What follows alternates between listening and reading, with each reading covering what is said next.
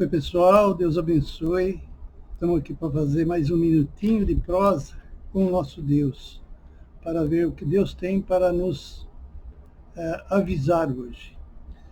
De manhã eu estava ouvindo um médico. A gente está num tempo assim, muito difícil, né, com essa epidemia devastando, e muitos de nós estamos pegando essa enfermidade. E a gente tem visto muita polêmica, muita gente lança culpa nisso, lança culpa naquilo, mas esse médico estava falando sobre como que a gente deve ser preventivo.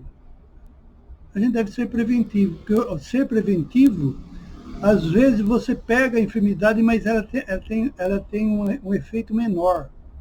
Então, muitas pessoas que tomaram esse preventivo, teve o problema, só com menos gravidade. Então, o nome do remédio é Levercitin. Levercitin. Esse a gente deve tomar numa semana e depois no mês, porque muitas pessoas estão confundindo isso daqui, tomando sempre. Isso também faz mal, tomando demais. Então, procurar um médico, né, e saber como que a gente pode se prevenir também sempre é bom. E muitas vezes informações, porque eu tomei esse remédio por causa de informações que a gente recebeu de um médico. E agora esse médico confirmou que realmente os que tomam esse Levercitin aqui, eles têm um efeito, a doença não ataca tão forte como tem atacado, tem prevenido. Além da vitamina C, né? Enfim, tem umas certas coisas que a gente precisaria observar e tomar para evitar o problema. Mas eu não vim aqui só falar. Isso daqui é um aviso que a gente faz. Por quê? Porque está pegando todo mundo. E todo mundo vai ter. Vai ser um problema. É um problema. Está sendo um problema. E a gente tem que se prevenir nesse problema e tem meios para se prevenir. E a gente também fala disso e fala também do Evangelho, da palavra de Deus, que Deus também é preventivo. Deus é preventivo. Deus cuida. Eu estava examinando essa semana no que eu poderia comentar com os irmãos, e Deus me tocou em uma parte da Bíblia, que é Romanos, capítulo 5, do versículo 12 ao versículo 20. Mas eu vou só ler um versículo aqui para ver que muitas atitudes nossas trazem consequências graves ou boas. Depende da gente, da prevenção também da gente. Então veja bem aqui, já que nós estamos falando em prevenção, Deus está sempre prevenindo a gente. Eu vou ler o versículo para vocês entenderem o meu ponto, aonde eu quero chegar. Consequentemente, assim como uma só transgressão resultou na condenação de todos os homens, olha aí, consequentemente, assim como uma só transgressão resultou na condenação de todos os homens, assim um só ato de justiça resultou em justificação e traz vida a todos os homens. Então, vê, trouxe a transgressão. Quando Adão peca, Deus fala para ele, você morrerá. E ele morreu diante de Deus. E que um morto, o que ele reproduz? Outro morto. Então a geração humana ela foi prejudicada com um ato de desobediência. Esse ato de desobediência por quê? Porque preferiu o conselho da serpente, o conselho do inimigo, o conselho do diabo. O homem preferiu. O homem desprezou, Adão desprezou os conselhos daquele que tinha dado vida, dado o paraíso para ele. Ele desprezou. Ele e sua esposa. Dali nasceu a geração humana. E a geração humana vem com essa marca desse problema. Deus não se conformou com essa situação. Ele queria o homem de volta. Ele quer o homem com ele. Então, veja bem, Adão prepara uma geração morta. Mas Jesus Cristo veio e morreu, deu a sua vida para nos salvar. E não é para salvar quando a gente vai se comparecer diante de Deus. A gente vai comparecer diante de Deus. Todos compareceremos diante do tribunal. Mas como que a gente se comparece diante desse tribunal? Se eu tiver Cristo, eu tenho um advogado. Ele é o nosso advogado. Se eu pôr Cristo para dirigir a minha vida, Cristo dirige a minha vida segundo os padrões que Deus exige. E Ele dirigindo a minha vida segundo os padrões que Deus exige, eu estarei com Deus aqui na terra. Eu não preciso ir para o céu para viver um pedacinho do céu. Eu posso viver aqui na terra. Segundo Jesus Cristo, as aflições daqueles que seguem a Jesus Cristo também terão aflições como ele teve. Serão perseguidos, serão desprezados, porque Jesus foi assim. Mas aqueles que seguem também acontece isso. Mas isso é uma decisão sábia. A gente vive de decisão. Veja bem, uma pessoa pode morrer se você tiver com um revólver, você decidiu uma atitude sua, uma decisão. Você puxou o gatilho. Matou. Você está condenado. Por quê? Por causa de um ato. Um ato. Uma pessoa se torna bêbado porque ele começa a beber a sua cachaça, a sua bebida alcoólica de uma maneira indevida. E ele vai multiplicando aquilo. E isso ele continua fazendo. É uma decisão dele. Essa decisão traz o quê? Morte. Uma pessoa pode se envolver com droga se ele ingerir a droga. E isso vai se multiplicando. Mas o que Deus quer dar não é uma coisa ruim, Ele quer dar uma coisa boa, para que você se livre dele. E o que Ele deu? O de melhor. O que tinha de melhor? Ele deu Jesus Cristo.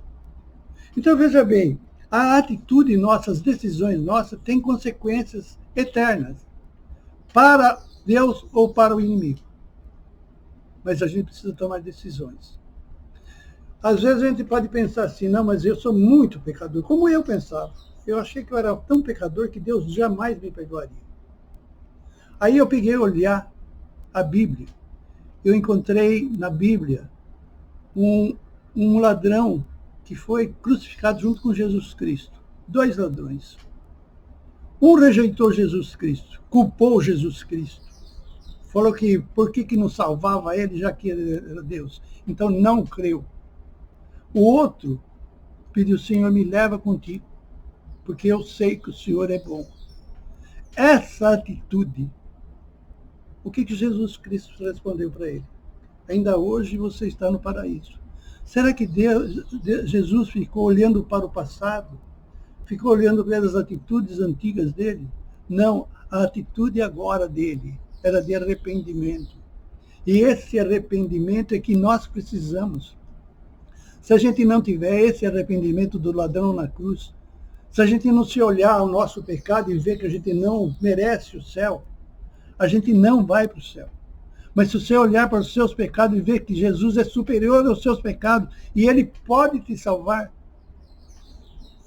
o seu lugar está guardado. Porque Jesus salva. Jesus quer levar cada um de nós para o céu. Depende da nossa aceitação ou da nossa rejeição. Depende de uma coisa que é prioritária em nossas vidas. Aquele ladrão, quando ele olhou para Jesus, quando ele teve um encontro com Jesus, ele se firmou em Jesus, sendo sacrificado ali, ele amou Jesus e se arrependeu da vida que ele tinha levado. Ele falou, a vida que eu quero é a vida que o Senhor leva. E Jesus falou, você está comigo, você entra no reino de Deus. Ele não foi pagar pecado. Jesus pagou o pecado dele. Jesus que paga o nosso pecado. A gente não tem condições de pagar.